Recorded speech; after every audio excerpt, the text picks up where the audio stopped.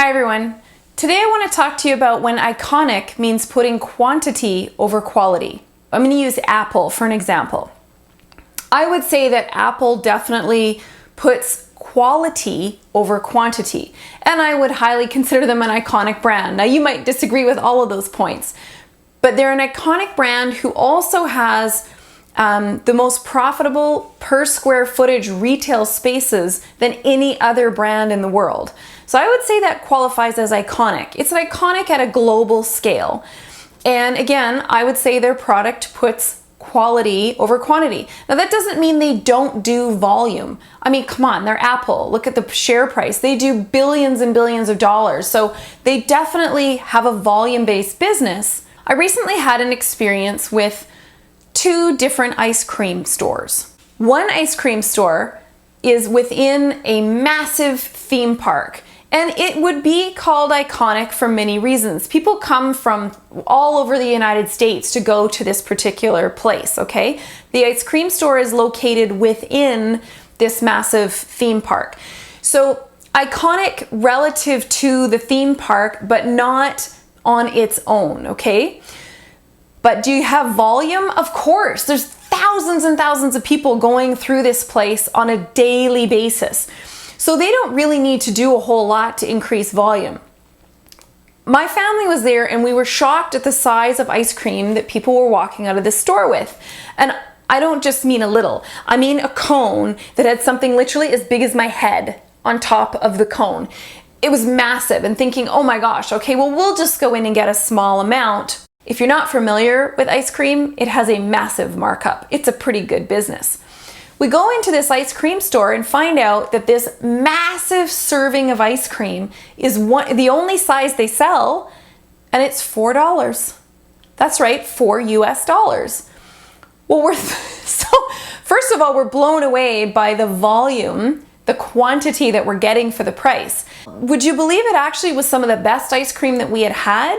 It tasted right, it had the right texture, it was rich, really right down to the bottom, which some of us didn't even get to the bottom because they were so massive.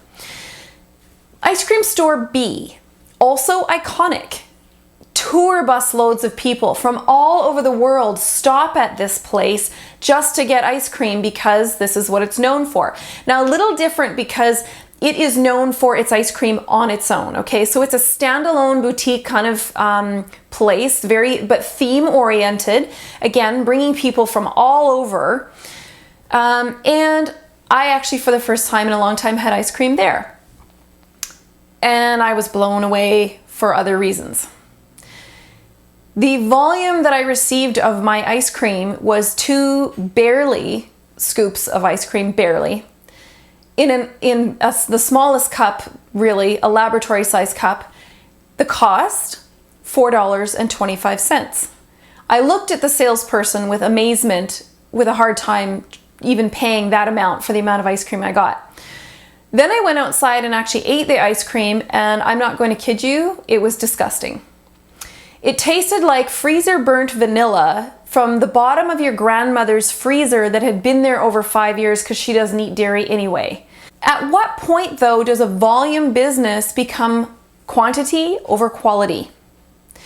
Neither one of these places have any need to listen to my feedback, although I'd be sending a copy of this to them. But what point does it matter to you that your customers leave your store with a wow factor, with feeling as though you under-promised and over-delivered, rather than, cheap tourist trap, they really got me, that was terrible? Which experience do you want? If you've gotten to iconic and volume, 2 thumbs up, good on ya, because that's no easy task. But if you've gotten there so that you can crap out on the quality and just go straight for quantity, 2 thumbs down. Won't be coming back. I want it to matter to you in your business that your quality always be number one, that you feel a sense of integrity about what you're doing, that you go to bed at night knowing that you gave everything your best, and everybody who works for you made sure it was about the best, not just about how many people can we crank through at a time. Ultimately, it comes down to what people are saying about you. What is it that you want them saying when they leave? That is the mark of a great leader.